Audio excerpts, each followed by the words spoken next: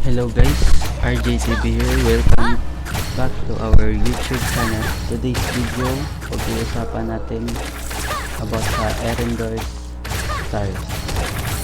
So, ang Erendor Star, ma-unlock pagka-reach nyo ng level 10. So, dito sa Erendor Star, may 6 na klaseng. Ang una nito, Star of Honor, Star of Endurance, Star of Valor, Star of Mercy, and Star of Justice, Star of Wisdom.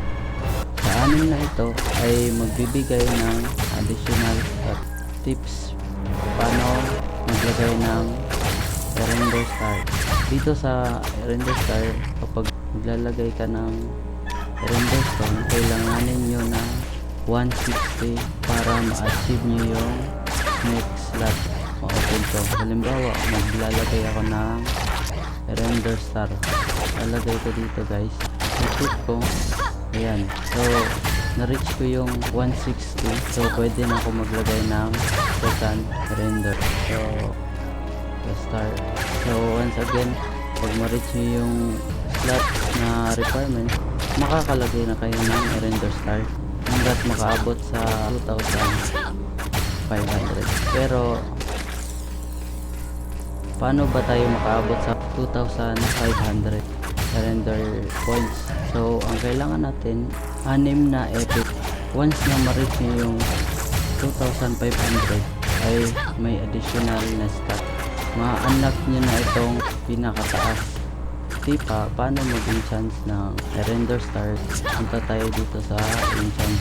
Once na i-enchant kayo, ito, lalagay kayo ng Erendor dito sa website at lalagay nyo itong Erendor's Brand Essence. Dito guys, pag magpipil yung enchantment nyo sa Erendor Star, ay hindi mawawala yung Erendor Star nyo guys. Mapipil siya pero hindi mawawala. Pwede kayo mag multiple enchant tapos i-set nyo na automatic. Sa epic plus 15 lang ang max, at sa blue naman ay plus 12 lang. Kung halimbawa may common kayo na Erendor Star, so hanggang ang common ay hanggang plus 6 lang ata yun.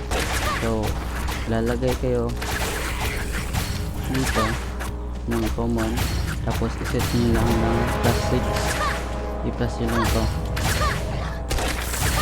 tapos mag-automatic na yan enhance hanggang mama. So every enhancement, pag makaabot ka ng level 4 sa Erendor Star mo, may extra stats.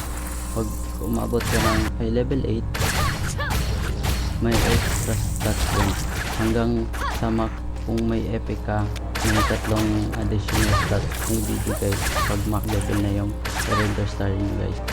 So punta na tayo dito sa promotion. So ang ilalagay natin dito, kunwari wala kayong epic na Erendor Star, so maglalagay kayo ng 3 blue na Erendor Star kada slot, tapos ilalagay nyo yung isa dito sa taas kung ano yung i-promote mo para maging epic na Erendor Star.